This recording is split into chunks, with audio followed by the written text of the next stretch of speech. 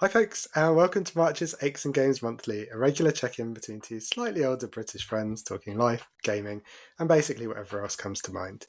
We've got a busy show for you this month. As always, we'll be sharing what we've been playing and doing, including February's Game of the Month, which was the mind-bending Stanley Parable. Looking forward to a very confusing conversation about that later. Plus, we'll be chatting about Sony's State of Play, Idea Xbox's Indie Showcase, other stuff coming out of IGN Game Fest, and more.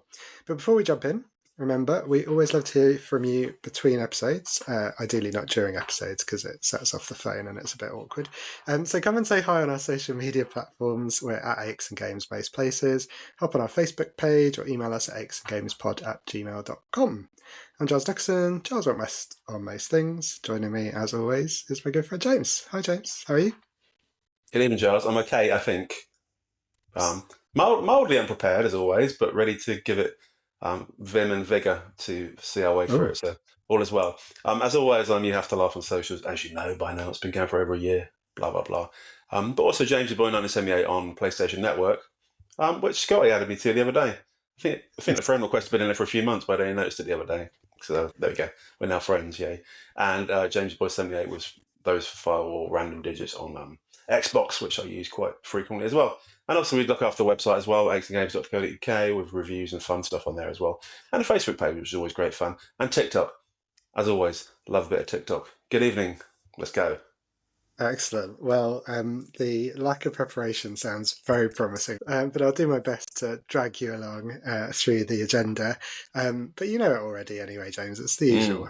What have you been up to this month? Oh, that's a new one. Never done that one before. Loads of stuff, probably. I can't remember that either. We did go. It's been a half term, and in half term we always try to go away for a night into a Premier Inn of some description. And one we've not been to before is in Christchurch. So we popped down to Christchurch for one night, which is near Highcliffe Castle and Bournemouth Way down the coast, which is very pleasant. So we did our Premier Inn trip. All very nice. Went out for dinner, had a little walk around, went down the beach, managed to find a few nice hours where the sunshine cracked through during half term, which is quite rare, and enjoyed it. So that was nice just to get away. Always try and do something every half term just to break up mood a little bit. So that was good fun. So we enjoyed Christchurch. Recommend it to everyone. Highcliffe Castle is always very nice. Got a nice cafe there, nice grounds, and there's always a nice walk between Highcliffe Castle and Steamer Point. So it's like a walk through some foresty bits on the top of a cliffy bit, and you can look out over the sea bit, and then go down to the beach at the end and look at all the pretty beach houses in different colours and have a little stroll along in the wind and rain. So all very nice. That was our first little thing, Giles. Why don't you say one of your little things and then I'll come back to my other little things? Because you can't remember. I was just thinking about the sun in the last this weekend, and it was really sunny just before we recorded, wasn't it? And we went down to Bristol, and we got a bit caught out. We're so used to layering up and having a massive coat and like a hat and scarf and gloves and thermals and everything else, being older and feeling the cold and whatnot. That it was actually really nice and sunny, and we just hadn't even thought of the scenario that we might it might be quite nice. We went and saw some friends in Bristol and had a really nice time. Prior to that, it was cold. I saw you, didn't I? We went to my first Reading match for a very long time, and saw our friend AJ as well. He was down from Scotland in true organised fashion, and that's not just him; that's all of us. I think he messaged on Sunday night and said, "I don't suppose you're at the football on Tuesday," and I wasn't. But when someone's coming down from Scotland and is going to be kind of around the corner, you sort of feel like even having to suffer a Reading match, it was worth going and seeing him. And no, it was actually really fun. It wasn't the best game, was it? But no. It was really nice actually to see some live football for the first time in a while. So I may even come back. You never know. Ooh. And show the organisation levels. I didn't even know you or Owen were coming until you arrived, and then by then I was already too late to see Owen, and I saw you because you came and sat next to me. I was like, I recognise that beardy chap from the screen when we do that podcast together. Oh, there you are. Indeed. In the flesh. Nice. Very exciting. Also, as you mentioned, the warm weather, I've been making lots of raised beds in our garden, which I put on social media last week because they look quite pretty. And lots of comments on my normal Instagram stories of people liking what they look like. So we go to Wix, we buy lots of thingies, sleepers, wooden sleepers, £12.50 a pop, not bad. And then you screw them together and you make a nice wooden raised border, which looks quite pretty. And at the front, we've painted one grey to match the front door. And at the back, we've left it natural colour to match the naturalness of the outdoor world. And then we put lots of plants in them. And I made one for my mum last week, and I've got a little bit raised border obsessed. So we've got like 5 or 6 raised borders around our garden now. There's very little left of our garden that's not raised in the air using the sleeper. But fortunately, there's no trains going through the garden. They might get confused by the plethora of sleepers, so we haven't put any tracks in. But it looks nice, and lots of people put nice comments. So go to Wix, £12.50 a pop, get some green screws, screw it together. Bob's your uncle, Fanny's your aunt. Lovely. Very nice. You always make all this DIY sound so easy, James. And yeah, I took about 6 hours to put up a Ring doorbell a few months ago. So I think a raised bed might be beyond me, but I was sort of thinking the philosophical question: if it's all raised, does that mean that none of it's raised? Like, does it just change the base level? I don't know. It's a Stanley Parable type question, Giles. It is. Hold that thought. Absolutely. It's made me think about a lot of very strange things over the course of the last month, I've got to say. Awesome. Anything else you've been up to of note to talk about? Oh, plenty. Can't remember what they are. But I mentioned before in the pre-chat that our building work, which I'd finished talking about because we talked about it for the best part of the last 17 years of the podcast, was finished, and now it's starting again because I mentioned before we still had the ensuite and the bathroom to redo. It's the only room in the house that we haven't done again in the 9.5 years you've been here. So now we're getting a little ensuite put in. We've got a separate toilet room at the moment, which is a bit perfunctory because there's no sink in it, and it's just a toilet in a room, quite a big room with quite a small toilet. So we're going to make that into an ensuite, which is nice. We've always wanted an ensuite, and when we looked at houses 10 years ago, we just were desperate for a house with an ensuite for some reason, and then we didn't find one. We bought this house with no ensuite, but now we're getting one after 10 years of build-up. We're finally getting an ensuite. So terribly exciting. But it does mean for the next 3 weeks we've got nowhere to shower, do our teeth, or urinate. So unfortunately, we're going to have to use a bucket for the next 3 weeks. So that'll be fun. Or we could use my mum's bathroom. One of the two. Bucket or my mum's bathroom. We haven't undecided as yet. If you go down the bucket route, may I just recommend you use more than one bucket for those 3? It's otherwise it will get messy, couldn't it? Yeah. Excellent. So back to the traumas of having builders in the house. I hope it's not too long or painful. Did you see the Oscars last night, by the way, did you? I did not, and as the resident film fan, I'm about to be upstaged. You take me through it. What caught your eye? No, in the olden days when I was younger, we used to always watch the E Live on the Red Carpet with Ryan Seacrest and Juliana Rancic, and then watch Fashion Police afterwards with whatever she was called. What's she called? Joan Rivers. Joan Rivers. Yes. Yeah. God rest her soul. I used to quite enjoy it. I had no interest in the Oscars at all, but the build-up and the fashion, all that stuff used to fascinate us with the posh dresses and people looking bizarre and ridiculous. So Jonathan Ross has started doing it on ITV now. So they have a sort of a red carpet bit with Ross. What was his name? Ross Vickers? Ross someone, isn't it? With a silly haircut. And some other lady. They were interviewing some people in a not particularly American type way. They're doing it in a very sort of low-key British way, and people sort of wandering by and having a quick chat and then wandering off again. But it was interesting. I don't know what to start the Oscars with Ariana Grande doing the little bit from Wicked, and that was superb. Love Ariana Grande. Very kooky, very strange, but wonderful voice. And Cynthia Erivo was there as well, doing singing parts as well. So I've not seen Wicked yet, but that made me want to see it because it was superb. And lots of weird films, including The Substance, which you talked about in last month's episode. So if you want to hear about Substance and Giles' views on it, go back and listen to the last one because it looked really odd when they did a preview to it. Didn't encourage me to watch it particularly, but you weren't a big fan, were you? No, it was. It sort of, you could see what it was going for, and it was quite interesting. But it just, outstayed its welcome a little bit from my point of view. But yes, I saw that an independent film had swept the board, so that's good. But other than that, I need to catch up really. So thank you for the update.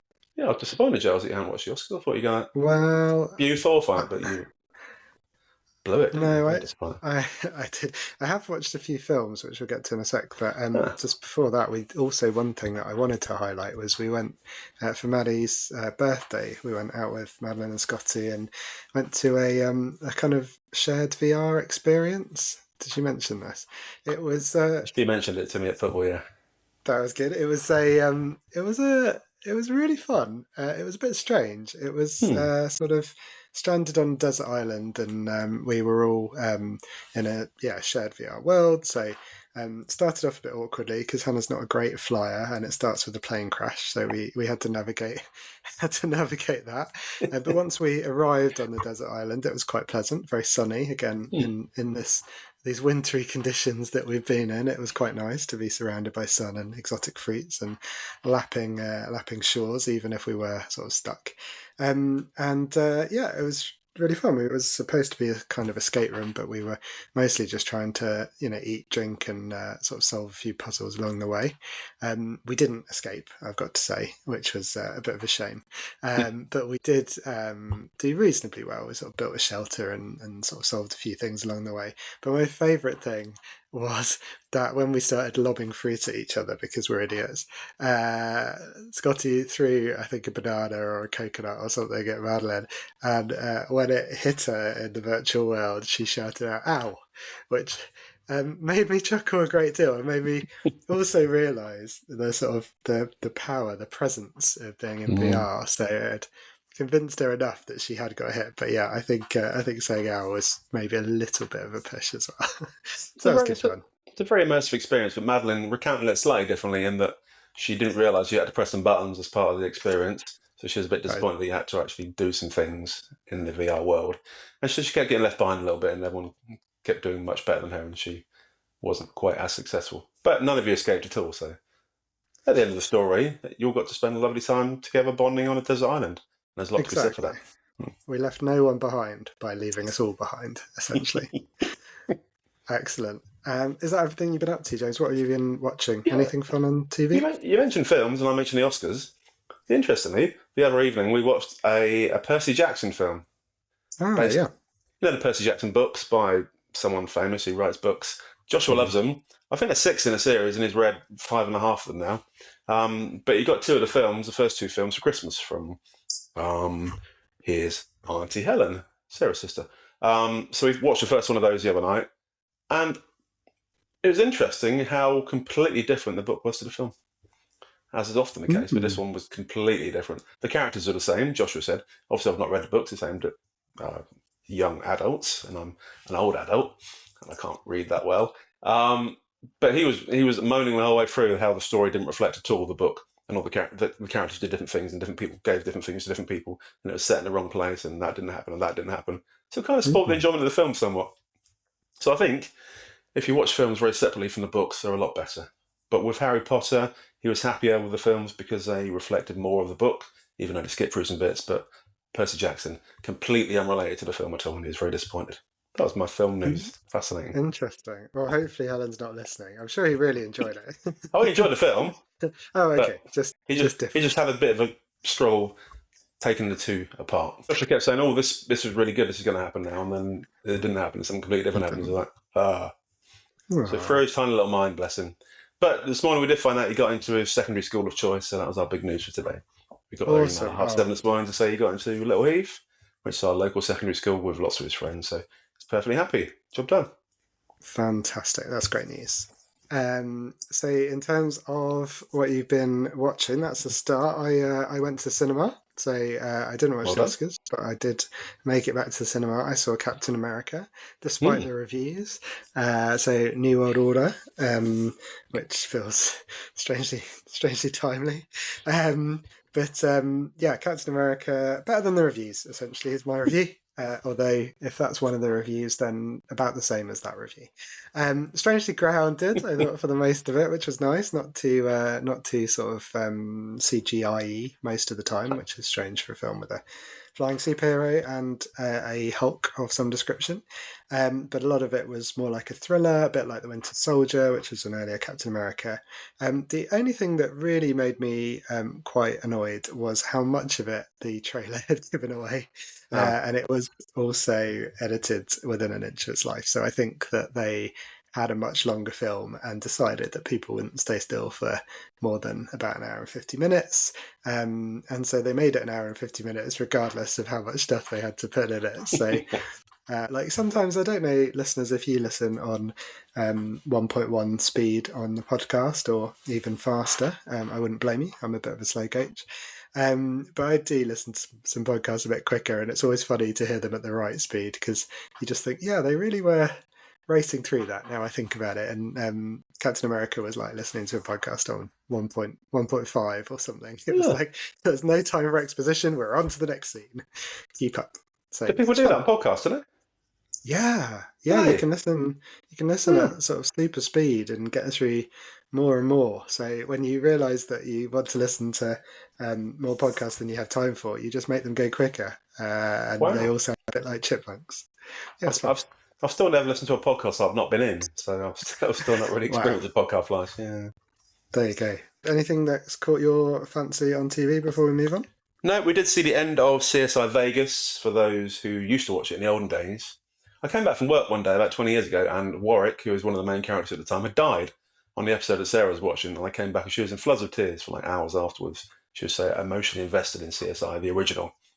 And then it stopped for years and years and years, and then came back 2 years ago and was called CSI Vegas, whereas originally it was just called CSI because it just happened to be in Vegas and it's the first one. So we watched the last three series, and it ended again last night when we watched it on catch up. And it's not a bad ending. It's a short series of only 10 episodes, so it's one of those ones where they thought they had more money, stopped after 10, didn't quite tie up all the loose ends, but got halfway there. So they kind of half-assed the end of it. But it was all right. It was a nice scenario at the end of it, and sort of kind of put an end to CSI Vegas the second time around. So we shall see what comes next. That was it for my TV watching. Not watched much TV at all. Well, this is awkward because I've got loads to get through, but maybe I'll try and be quick. I want to mention Severance purely because it ties in quite nicely to our game of the month, which is the Stanley Principle, as we mentioned. Parable. Parable. Did I say principle? You did, yeah. Damn it, I've been doing that all this month. Excellent, thank you very much. In the sense that it's a very weird sort of off-kilter story about a strange workplace where it's very sterile. It was just really odd that the two things I experienced the two things kind of concurrently. We are finally coming to the end of our latest freebie subscription to Apple TV, which listeners will be pleased to hear. I'll be talking about something else hopefully in the future, but it does mean that I don't want to start the second series and not finish it. So there was that. I would recommend Bad Monkey, though, if you do get a subscription to Apple. That was a crime drama thing, Elmore Leonard style, very cool, gangstery, but with a sort of tongue-in-cheek sense of humour. Vince Vaughn's in it, and he's not super annoying. He's just on the right side of being a complete dick. And I don't think he's managed to be on the right side of that for a very long time. So much more like the Swingers of Vince Vaughn, if you know that one. But no monkeys But involved. there is a monkey involved, Oh. and he is. I mean, I'm not sure he's bad per se. He's quite a naughty monkey, but maybe naughty monkey sounds a bit weird. Cheeky monkey. Cheeky monkey. That's a much better title, Yeah. actually. Yeah. I'll give them the note. Too much blood for Hannah. So if you're not into blood, watch out for that one. And two more things, just quickly. Still, I'd highly recommend, also on Apple, is a documentary about Michael J. Fox. It's like an autobiography, but in visual form. So it's, I think, only about an hour and a half. It's him telling the story. Michael J. Fox, diagnosed with Parkinson's when he was 28. Obviously, Sarah Back to the Future. I didn't realise it was quite so young. I knew it was a long time ago, but it was really young. And he kept it hidden for a while. And it's just really cool. It's a really interesting story.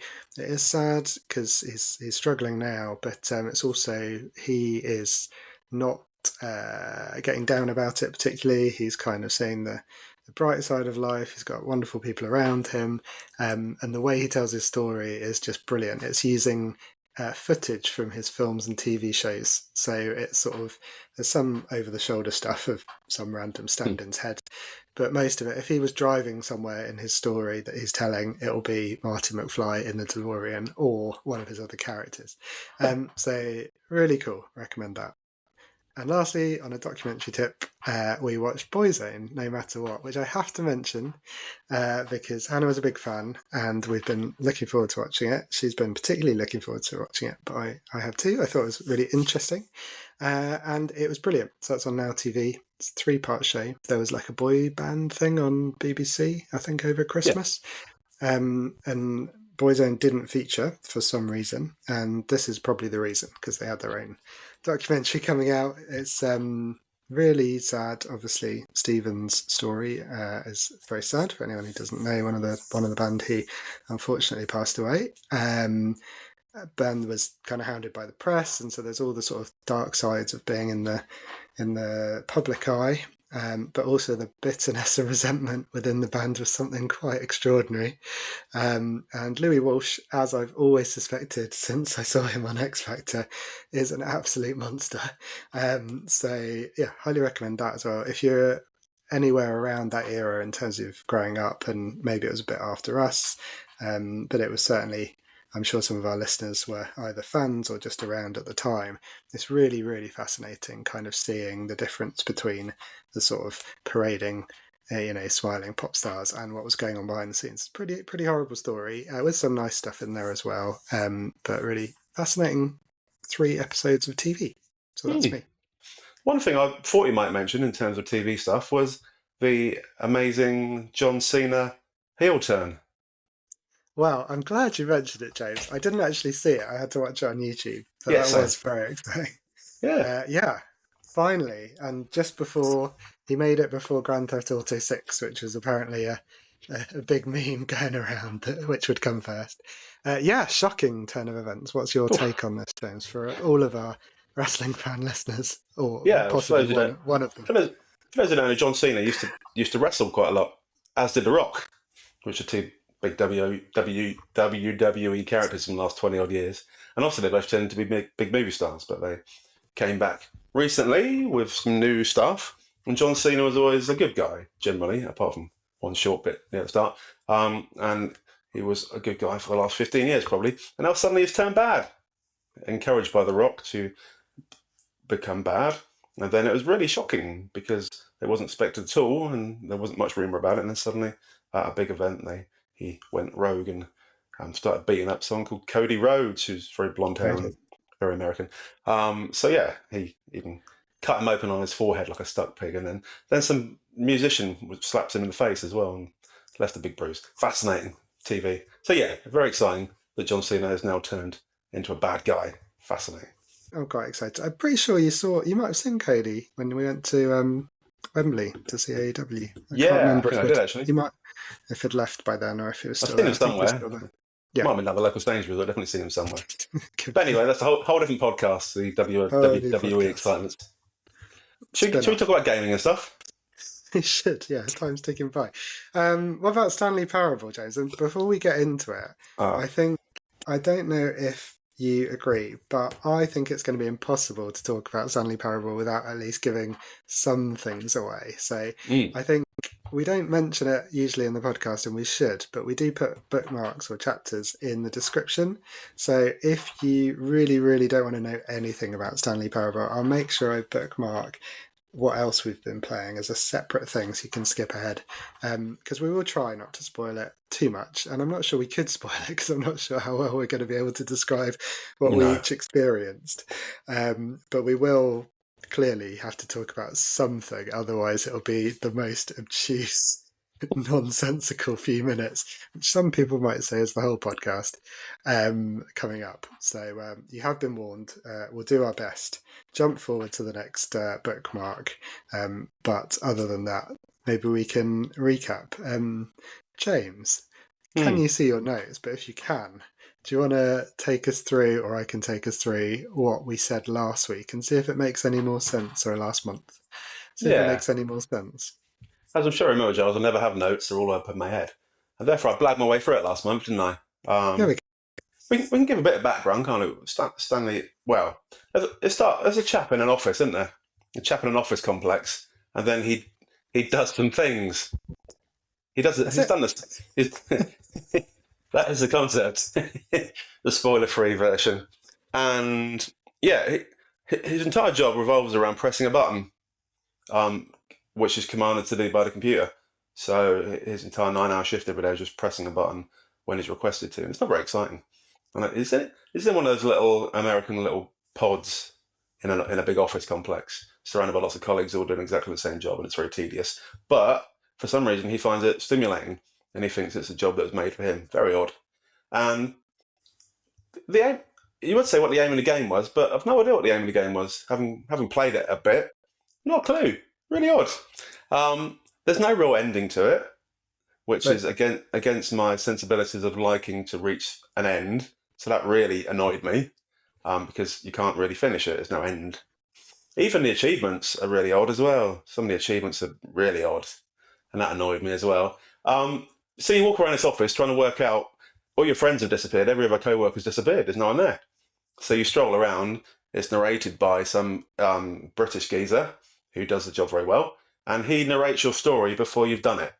So, for example, you'll go up to the meeting room to see if you can find your colleagues in there, and you can't, and then you go down the corridor, and there's 2 doors in front of you. And the narrator says you take the door to the left, and you can either follow what the narrator says you're going to do, or you can go rogue and go through the right-hand door. And if you go through the right-hand door, the narrator then has to change the story based on what you've done, as opposed to what you meant to have done. So the narrator says he accidentally went the wrong way, but then surely he's going to make his way back to the proper path. And then if you don't, you still go even roguer, then he has to change the entire story. So it's fascinating, just weird.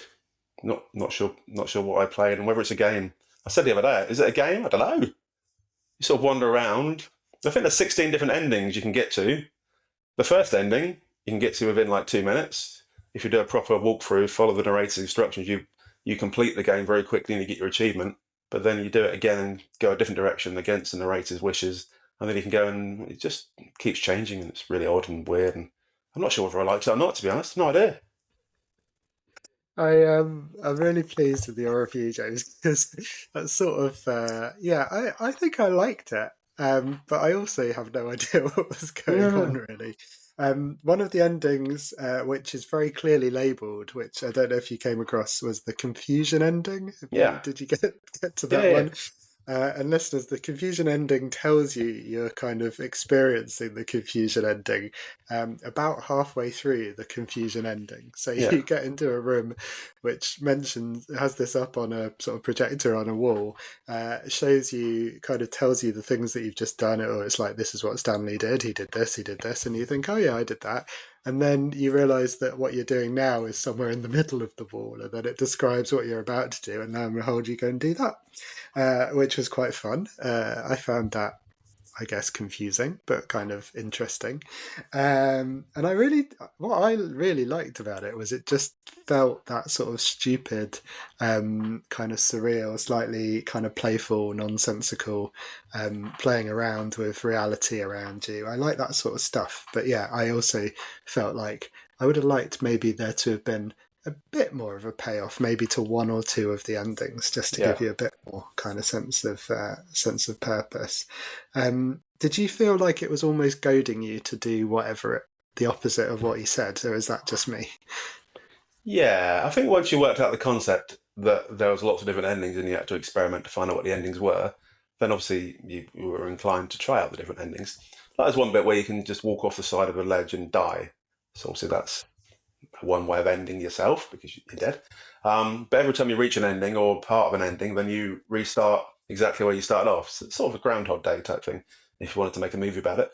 And then at some stage, there's a big yellow arrow, and you walk after a big yellow arrow, which guides you through a particular route, which you can choose to follow or not choose to follow as well. And there's also a strange, I don't know if you got to that part, it's a strange sort of a history part. So you go into like a museum of all the options for endings and how the endings used to be in the olden days, because this is the 3rd version. There's the original version in 2013, which was a spin-off of Half-Life 2.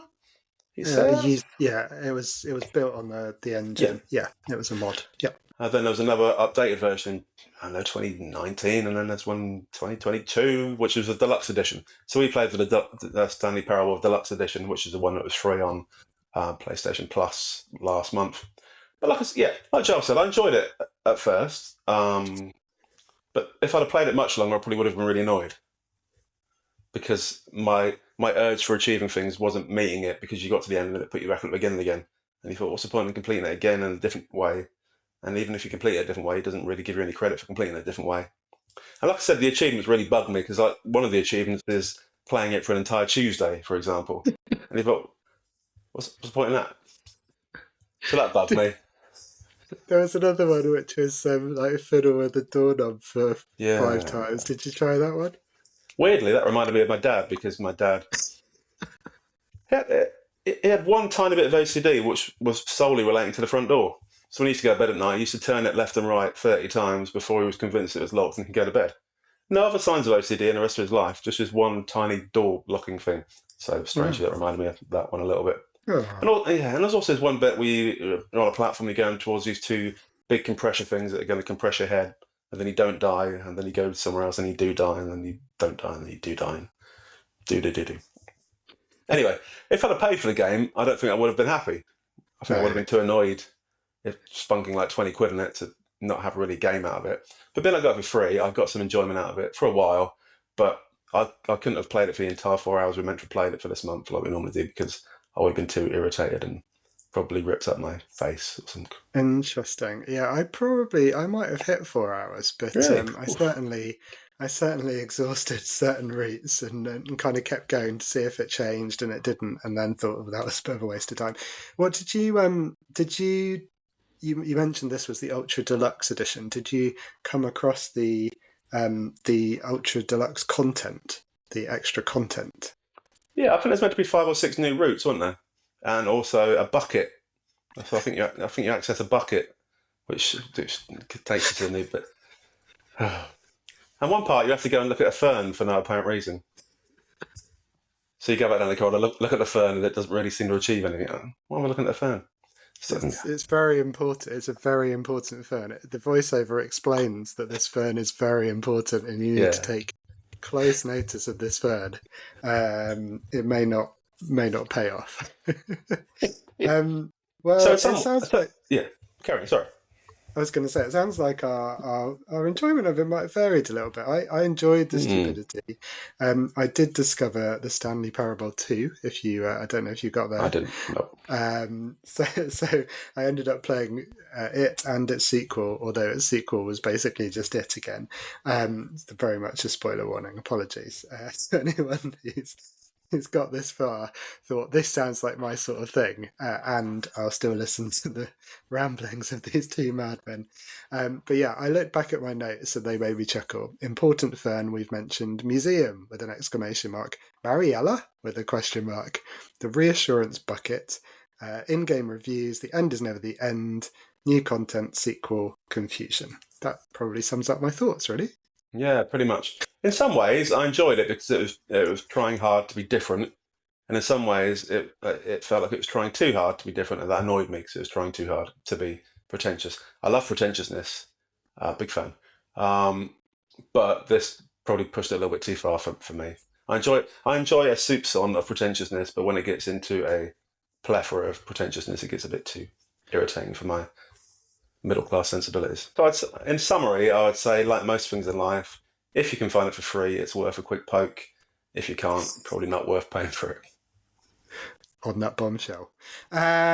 Next, what else have you been playing? And welcome back to any of our skipping listeners who managed to save themselves some head-scratching descriptions of Stanley Parable. Yeah. Fascinatingly, I mentioned last month I was playing Football Manager 24, didn't I? That I'd got back into after many years of absence of Football Manager games. So I played an awful lot of that again as the addiction's rife, which is why I didn't spend much time doing much else during the month, including sleeping and eating and urinating. But again, a great game. So I've moved for a few teams now. I'm in the Premier League with West Ham. Didn't expect that. Amazing. Yeah, I've been on quite the journey. So I got promoted 4 times with 4 different teams, and now I'm in the Premier League with West Ham. But for comparison and contrasting purposes, like we did a couple of episodes ago when we contrasted the Chaos Engine with Call of Duty 6, Black Ops thing. Go and check that out. Yeah, it's fascinating. Really interesting. Me and Joel's really A-star episode, that one. I compared and contrasted it with the original Football Manager game made by Kevin Toms back in the 80s, which is now available for free on your mobile phone device. So I downloaded that one and gave it a quick play to remind myself what it was like. and it's a lot less in depth than the current iteration of Football Manager 24. It's basically you pick a team, and it just plays out for 2 minutes, and you decide who won, and then you can choose to buy someone in the transfer window, and then you play again. And the whole season's done in like 5 minutes. You can really race through it. Whereas the whole season of Football Manager 24 would take most of your adult life. So a very different level of detail.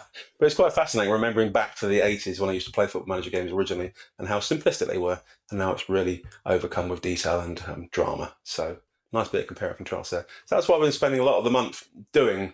It says I've been playing it for like 15,000 hours, but most of the time it's just sitting on the background on my massive screen. A completely overpowered screen and the quality of my PC is overpowered for watching some graphics and text pop up every now and again. But great game, very addictive.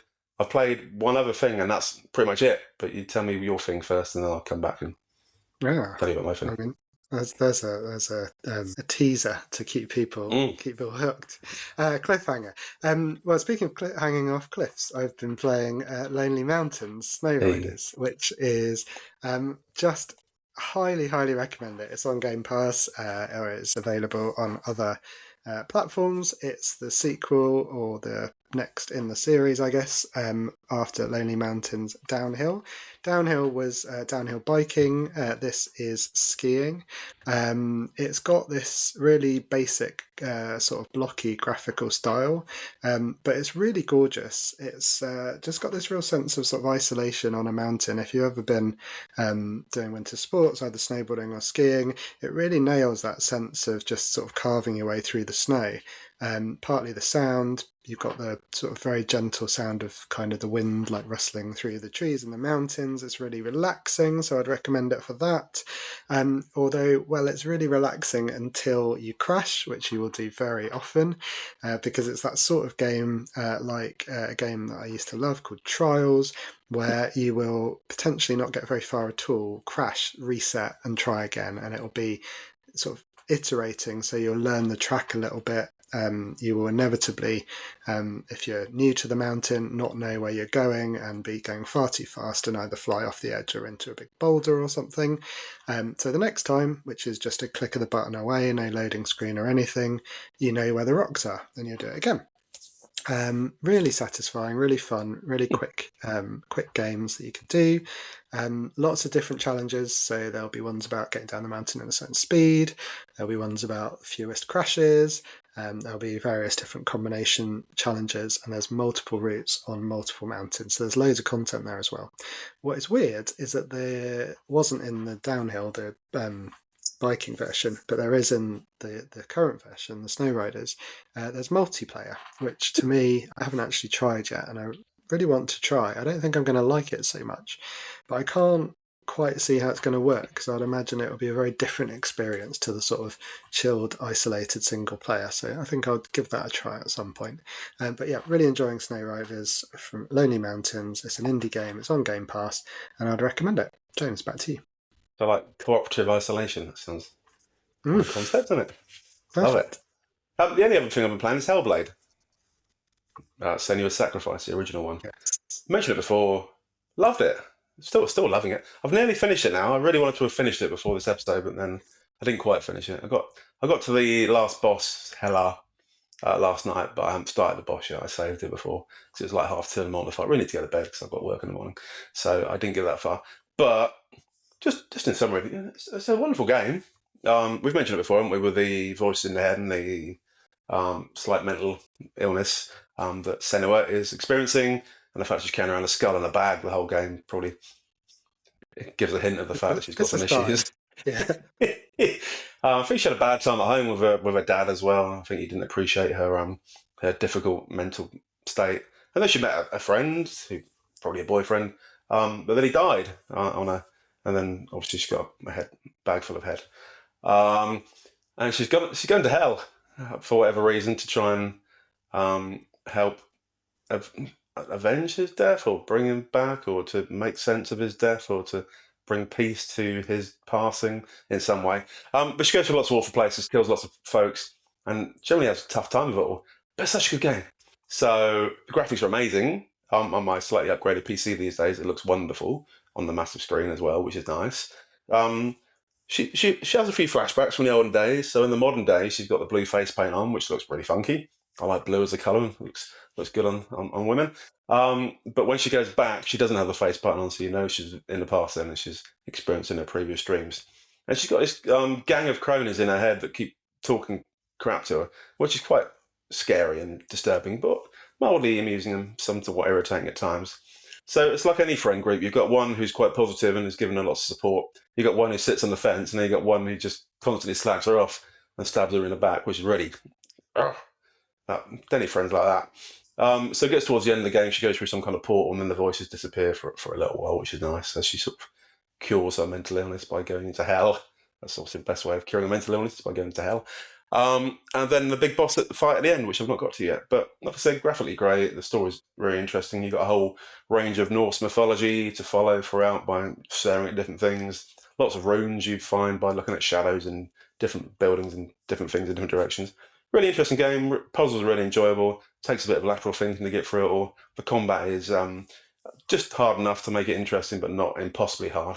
So you have to try some bits a couple of times. Like there's a bridge that leads to hell right at the end, and there's like 15 people that attack you from all directions, and that's quite difficult. So I spent a little bit of time doing that last night before going to bed, and managed to get there in the end, which is a nice sense of achievement. But great game. Looking forward to playing the final bit, and looking forward to playing the next one. Although Giles said it's not as good, so to Oh withhold my no, expectations. I don't think I did. I think Oh, other people maybe have said that. I just said it wasn't better. yeah. You said it wasn't as Uh, good as you expected it to be as a sequel. Yeah. yeah, which is it's really interesting what they've done in the second one. Completely spoiler free. They don't kind of take that game and sort of do more of it or refine it. It is quite they've made some quite fundamental changes to it, which is quite interesting. You still got the voices. Still recommend wearing headphones because you hear them in your head, which is quite disturbing. But yeah, and even more. I mean, it's the second game is one of the best looking games I've ever played. So interesting. Really glad you enjoyed it. I'm pretty sure, again, regular listener Scotty, I think, has finished it. So Scotty, like I, will be chuckling away to ourselves knowing that you've got that final boss to get through and enjoy. And we'll hear, I'm sure, Yeah, briefly no. how you got on with them maybe next month. Yeah, I'm not looking forward to the final boss. I'm feeling it might take a little while to complete. No Yeah, comment. yeah. I've managed to spoil things for you before, so I will just keep my mouth shut. Um, Yeah, okay. Well, my last thing to talk about, because I'll skip the rest for next month, is Crash Bandicoot. Hmm. So I decided to go back in time a little bit to one of the early 3D platformers. It's part of a remastered trilogy, which again is on Game Pass, available on PlayStation and whatnot. Is that the Played the Insane first. trilogy? It's the Insane trilogy. Awesome. Yes. Are you familiar with its Yeah, work? I used to have it. Yeah. Ah, interesting. Did you play it? Yes, I think I sold it in the end because I just was playing it to test it before selling it with a Ah, console at the time. So yeah.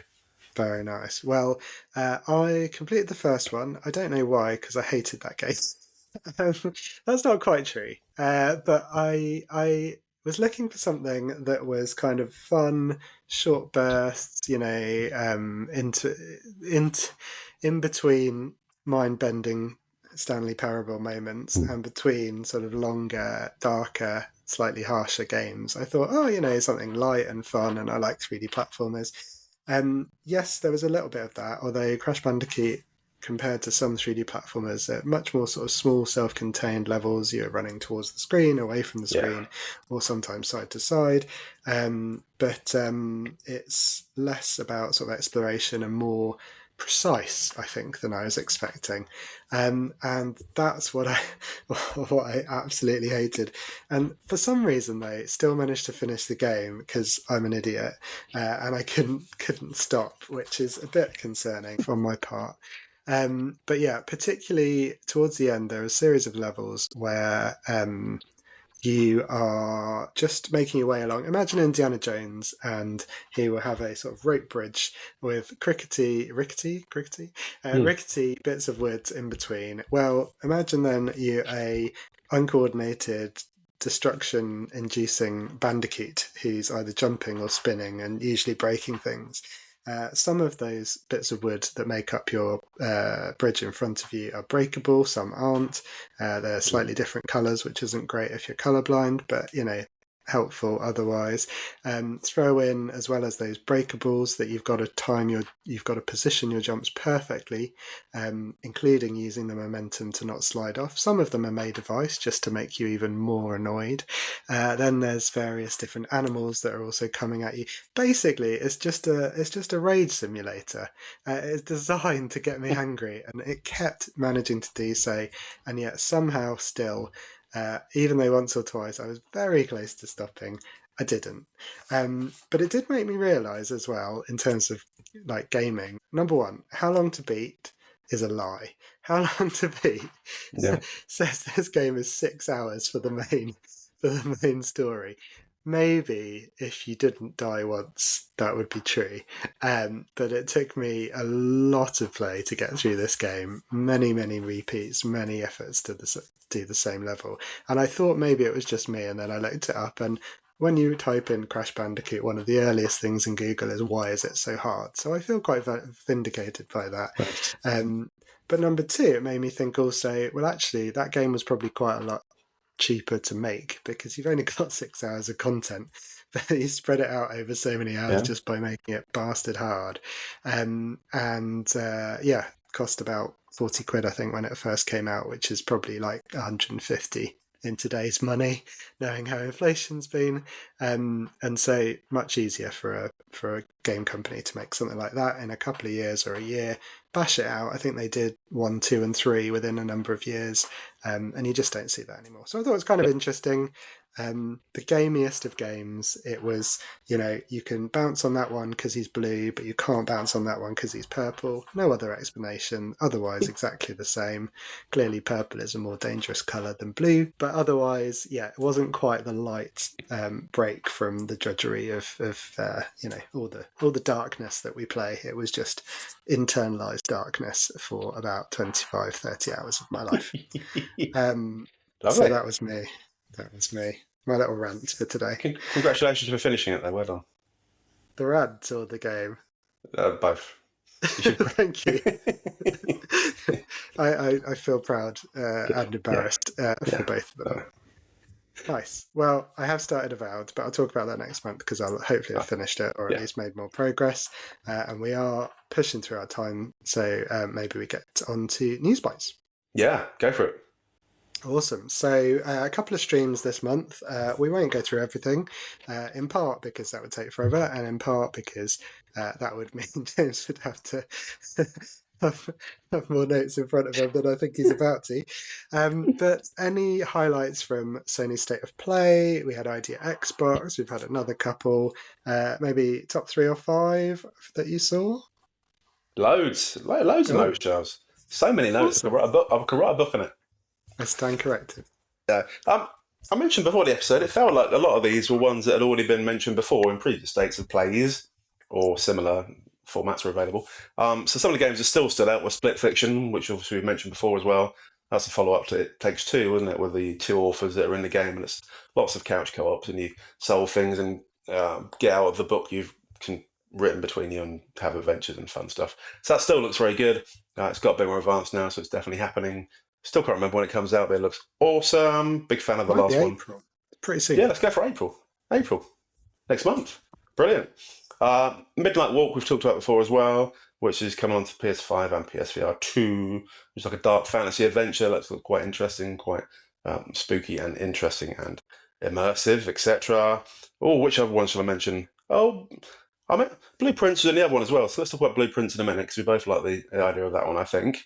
Tides of Annihilation. I like the trailer for Tides of Annihilation. I like the word annihilation as well. What a name. Yeah. Exactly. They really nailed that. Yeah, love it. It feels quite Latin as well, the word annihilation, because it's got Nelly in it, it's got Annie in it. All sorts, wonderful. So you're trying to save your sister. And it's between modern day London, so lots of the graphics have got London Eye and all kinds of fun stuff in the background, but also the fantasy Avalon type place as well. So you're going between 2 different places, doing lots of different things, and you have the gift to summon the Knights of the Round Table, which naturally fits into Avalon and modern day London. So that one is coming out at some stage in the future, but it looked really good. Thought the graphics looked amazing, the storyline looked quite fun and slightly different. Looks like quite a grand scale adventure, which I'm a big fan of, as we know from talking about Indiana Jones and all the other games recently. So those were probably some of my highlights, but there's lots of stuff in State of Play that I thought looked quite nice as well, so all good. Yeah, it was really strange because I think the internet, which isn't people, it's the weird people. Sorry. Hi everyone. Um, but the reaction seemed to be kind of frustration and a bit underwhelmed because people were expecting it to be all the like big games that have sort of been announced but not described, like Wolverine or Ghost of Yeti, and things that people were hungry for more exclusives from PlayStation in particular. Whereas this was a lot of third-party games, a lot of things that are coming out on other platforms as well. But actually, yeah, I agree. I thought they looked really good. I don't know really what people were expecting. It wasn't a showcase. It wasn't, PlayStation have been pretty quiet in general for a while, although it's not hurting their sales and they're great games still coming out. So I agree. I thought it was a really good show. A couple I pulled out that you didn't mention, Darwin's Paradox. I thought it looked good. Did you see that trailer for that? I did. I saw you mention it in your notes, so I deliberately didn't mention that one because it looked quite fun. Thank you very much. We mentioned Limbo and Inside before, which you might be familiar with, listeners. If you're not, it's sort of kind of slightly dark side scrollers, usually involving children and sort of some kind of trauma. But this is like that, but with an octopus, basically. And I also did watch Finding Dory this month, which I didn't mention in the TV section. But it reminded me very much of the octopus in Finding Dory, if anyone's seen that. So it's a kind of skulking around in the shadows, a bit more comedic than your Limbos and your Insides, but looked great. And then Lost Records Bloom and Rage, which both parts coming to PS Plus. One of them's already out. And I've been very much looking forward to playing that one. So that was another one to talk about. Yeah. No, that's awesome. We talked about it for a while now, haven't we? Since it first got hinted at, so it looked awesome. So hopefully we'll play some bit of that in the future. You mentioned Blueprints, James. It was also coming to Idea Xbox, and it's on Game Pass and PlayStation Plus for free. But it looks good, doesn't it? Yeah, it's like a manor house, some kind of property, and the rooms are constantly changing. So there's lots of puzzles to solve, and you're kind of moving around the gaff, solving lots of puzzles and doing things, and probably trying to escape in the end, I guess, who knows. But it's constantly changing, and it's a whole new dynamic. They described it as something fun, didn't they? What do they describe it as? It's a architectural adventure, he says, referring to his notes. So you don't get many architectural adventure games. So for that description alone, it's worth going. And again, the graphics look quite basic, but quite fun and immersive, and it looks like it requires your brain, which is nice. Probably a good thing to sit down with a significant other and have a little bit of fun some evenings and work your way through the puzzles and stuff. That's that kind of game, I think, so it requires you to have a little ponder, and looks quite fun, I think. Yeah, no, I'm looking forward to it. It's a great setup, isn't it? It's something like, I can't remember which relative, but some older relative has left you the sort of deeds to this property, but only if you can find the mysterious hidden, I think 46th room or 51st room or some kind of room. So that feels like a good little puzzle to solve, and yeah, I'm looking forward to that one. And it comes out on April the 10th, which is quite soon as well, so it's only a month away. Pretty April the 10th, yeah. Contender for next month, maybe. Although I think we might have already. Loads of contenders already. Madness. It's too busy, as we're showing with this quick rundown. Yeah, I also noticed Balatro is coming to. It's actually released on Game Pass. It was something which you mentioned you had no interest in whatsoever last time it came up. I was going to say, now that it's available for free, is it still no? No. But what did you say earlier? It's worth a poke. And this is based on poker, so hey, very good. Oh, what a great segue, Jazz. It feels very natural. Thank you. But no, that's the weirdest way I've ever said poker in my life. But no, I've never really been one for playing poker and stuff at casinos and the like. So yeah, it's not really my kind of thing particularly. I probably would never drop. I've got too many games to play that don't involve card games, so not for me yet. One day. Lots of people's game of the year for last year, they say, if you are listening and curious, lots of people rave about that game. Interestingly, if everyone stopped making games right now, I think for the next 20 years of gaming, we'll probably catch up on most of these things. So Balatro will probably come in around 2052 in terms of my gameplay schedule. Nice, nice. Couple of others I wanted to mention, particularly because I know they'll be of interest to a few of our listeners. Did you see there's a game coming out called Terminator 2D, No Yes. Fate? I mean, I really like this. It appeals to my really bad my sense of bad puns, because this is a Terminator 2 game, very specifically Terminator 2, not a Terminator game. And it's a 2D scroller, obviously, hence the name. But it looks really cool. It looks like a mixture between Contra and Streets of Rage. It's out in September. And this one shot up my list. This is exactly the sort of game that if I manage to save some credit up from my various like searches and button presses and things, this might well be added to my library. What did you think, James? Did you see it? Yeah, I didn't see much about it. I Oh. very briefly scrolled through the IDX stuff, so not much in it. But yeah, the concept looked fun, but I didn't look into any great detail. I'm relying on your expertise there, Giles. I like that. And also Blades of Fire, again, Scotty, I know, was a big fan, like I was, of Castlevania Lords of Shadow. This is from the same developer, and it basically looks just like Castlevania Lords of Shadow.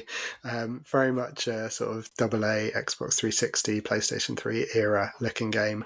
And that really caught my eye as well, because it was hopefully a bit shorter, maybe a bit cheaper, and coming from a very good pedigree. That's the word I'm looking for. The only other tiny thing that caught my eye was Directive 8020 in the state of play, which sounded identical to virtually every other game when you're on a spaceship and get taken over by aliens. So unless it's massively different, I'll be interested to see how it compares to Deep Space and Alien and every other game on a spaceship where the aliens take over. So that was it. But yeah, lots of stuff to look forward to. But it's also another of the Supermassive games, isn't it? So it's another Until Dawn alike, which I think we both enjoyed. And that'll be fun. That, but on a spaceship, as opposed to that in a camp for the Quarry, which I also thought was quite good. Cool. Right, we mentioned Game of the Month. Lost Records, Bloom and Rage, and I mentioned I was looking forward to playing it. And we decided we were both looking forward to playing it, right? So we're going to play it. Simple. Yeah, very straightforward way of picking a game. It's probably the one we've agreed on easiest this month. We've already planned next month and even the month after. We're so keen on games now. But Bloom and Rage was one that we've seen from when the first trailer came out in the previews, and we've liked the whole way through. It's a nice adventure game, isn't it? Where a group of young ladies go on an adventure. So that's one plot there, but there's also a secondary subplot in there, sort of 20 odd years down the line, where they look back on where it all went wrong and they haven't spoken to each other for many years, and they sort of look back. So there's kind of two distinct plot lines, both involving dynamics in adventure and friendships and stuff like that. So it looks very interesting and probably our kind of game, really, isn't it? A nice little story in there. Yeah, exactly. From the makers of Life is Strange, which I really enjoyed, and that sort of adventure with kind of choices making leading to consequences. Like you said, that time gap seems really interesting, and the first part is set in the past, and the next part, I think, is the one in the present.